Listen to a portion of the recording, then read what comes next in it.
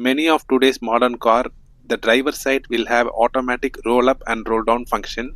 Even in our car we have that function, but as you can see, automatic roll up is not working, but only roll down is working in our case. That is because I changed my battery recently, due to which the system got reset. So we have to set it back again. In this video I'll let you know how to do that in simple. So for that, first let's roll the window completely up, then press the down button. Even after the window rolls down completely, hold it for 5 seconds and then roll the window up holding the button. Once the window gets rolled up completely, still hold for 5 seconds